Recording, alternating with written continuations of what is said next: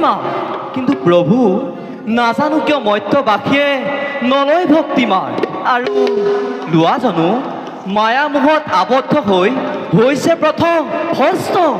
এনে কিয় হৈছে প্ৰভু? দেৱৰ্ষি, মায়াৰ বান্ধোন ছিঙাটো মনুষ্যৰ বাবে নহয় সহজ।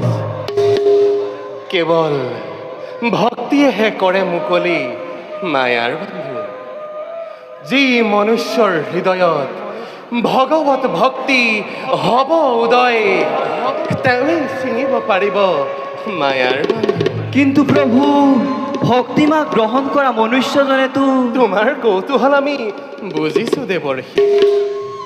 হৃদয়ক মন্দিৰ কৰি পৰমাত্মাক বিগ্ৰহ কৰি আৰু মনক পূজাৰী কৰি ল'ব পৰা জীৱাত্মাৰূপী মনুষ্যজনে নিশ্চয় পাব মুক্তি।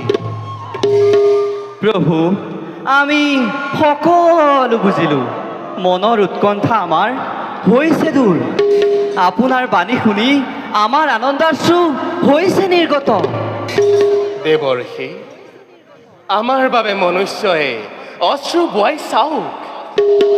তেনে মনুষ্যৰ জীৱন যদি আমি আনন্দেৰে নিদিওঁ ভৰাই, তেতিয়া নাৰায়ণ নাৰায়ণ, আমি নকৰোঁ আৰু কোনো প্ৰশ্ন। সকলো প্ৰশ্নৰ পালোঁ সমিধান। দেৱৰ্ষি, তুমি অতিকে বিদ্বান। অচিৰেই সত্য যুগৰ ঘটিব অৱসান।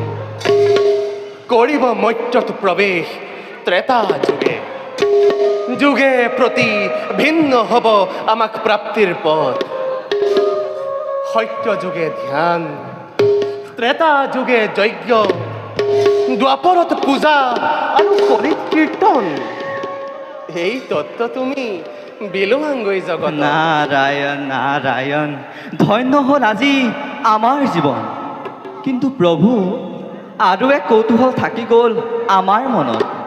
পৰিচিত দ্বাৰপাল জয় আৰু বিজয়। এই কৌতূহল তোমাৰ কৌতূহলেই হৈ থাকক দেৱৰ্ষি। এতিয়াও আহি পোৱা নাই সেইখন।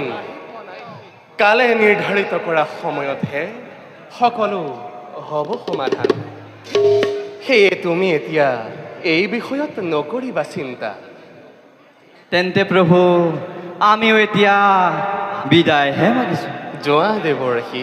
ঈশ্বৰ পৰম ব্ৰহ্ম